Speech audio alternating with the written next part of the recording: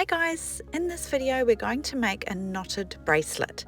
This technique is used a lot when making amber jewellery or pearl jewellery, but you can use it with any type of beads. My design today has a plastic screw clasp. The idea with knotted jewellery is that we're putting a knot in between each bead, so it holds all those beads nice and secure. If the bracelet breaks, you're not going to lose all of the beads off the string. The aim with the knots is to get them nice and tight up close to the beads so that the beads don't have movement there. For our bracelet design today, we're using beautiful amber beads. Amber is a beautiful natural product used a lot for amber teething necklaces, but you can use whatever type of beads you like. Today we're using a 3-part screw clasp. It's got the left and right sides and a centre screw. We're also using some 6mm gemstone beads, our hypo cement jewellery glue to secure the clasp, and we've got scissors and knotting cotton, which is a 0.6mm cotton. Today we're making a bracelet that will be about 20 centimetres long, so the thread we need is always double the length of our design plus about 10 or 15 centimetres. So I'm doing 20, 20 plus about 10 or 12 centimetres as well. I'll leave a list of all the materials I'm using at the end of this video. First thing we do is put half of our screw clasp on. For the knotting part, we're also going to need a knotting tool or beading awl. This is a metal tool that comes down to a point, and we're going to use it to get our knots nice and tight. So first up, we're going to secure one side of our screw clasp. We're going to tie a knot right on the very end of our cord. So bringing the end around to form a loop and bringing the end through the loop, pulling that knot down tight onto the end of our thread. Nice tight knot and cutting any little tail off. Now threading one half of our screw clasp onto our thread. We thread it into the big hole on the front and then out through the small hole on the back. So we want the bulk of our thread coming out the back side of the clasp. So pulling it most of the way through the clasp, just leaving that little knot on the end out. And then we're going to place some of our hypo cement jewellery glue onto the knot. So a generous little coating on all sides of the knot there.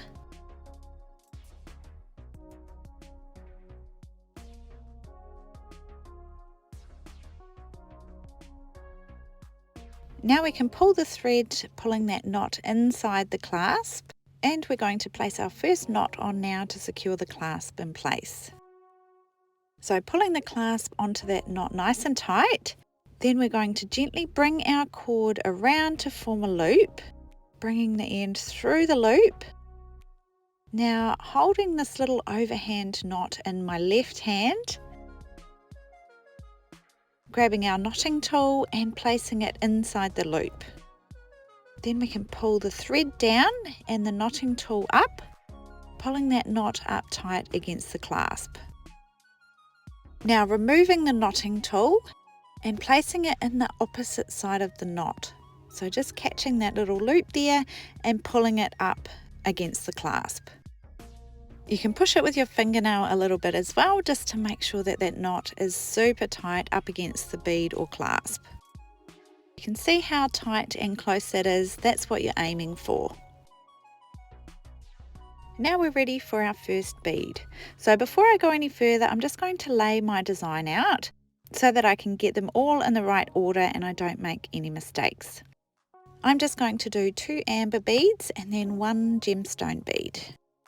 And because I'm using a clasp that's very similar coloured to the amber beads, I'm going to make the first bead I put on one of the gemstone beads so that my clasp blends in.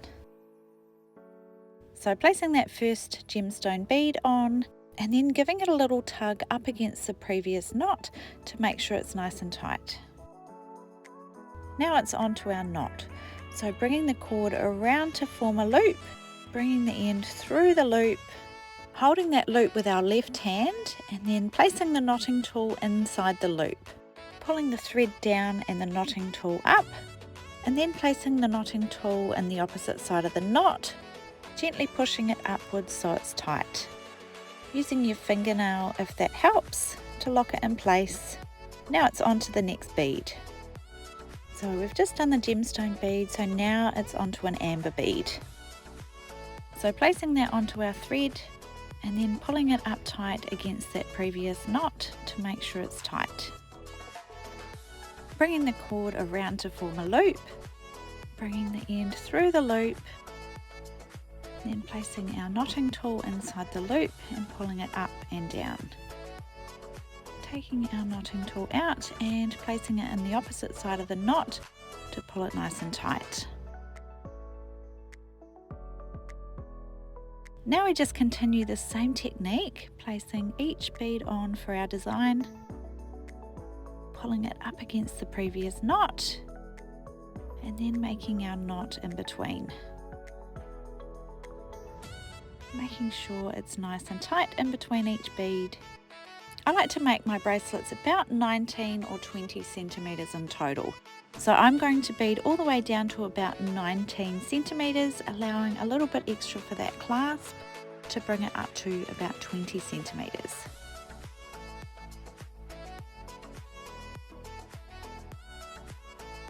Okay, so I've beaded all the way down to about 19 centimeters.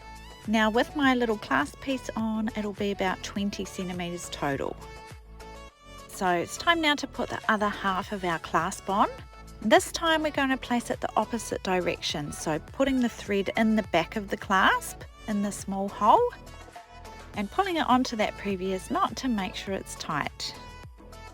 Now holding it all together really nice and tight, so wrapping it around my fingers so that I've got a super strong grip. We're going to come in with our hypo cement jewelry glue and secure the little center screw. One of the best things about this glue is the little needle tip on it, so we can gently poke it down inside the clasp, and I just squeeze a little bit out, placing some inside and bringing it up both sides of the thread, making sure there's a decent amount in there that's going to catch some of the screw.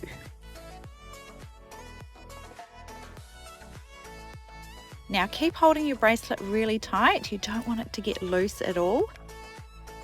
Now we place the screw inside the clasp and screw it up as tight as we can, so holding that super tight in our left hand. Occasionally I have to just cut the very tip of the screw off on an angle so that it will screw in better. So do that if you need to, and then screw it in, making sure not to let any of that thread slip out the back of the clasp. Keep an eye at the back of the clasp here and make sure there's no thread coming out, or that's going to make your bracelet loose. The screw doesn't have to go all the way in, but you want at least a couple of good twists so that it connects with the glue. Now you want to leave it to dry before you go screwing that screw into the other side of the clasp. Then we can cut this little thread off as well. So I leave it about half an hour, and then come back and just gently cut this thread off as close as we can to the screw, making sure not to cut the screw as well. Now if your screw is still a little bit long, you can screw it in and just see how far out it is. So you can trim the screw up a little bit so that it fits inside better. Just don't trim too much off because it still needs to have a decent amount to screw and secure. So all your beads should be nice and tight with no movement there. So there's your simple knotted bracelet.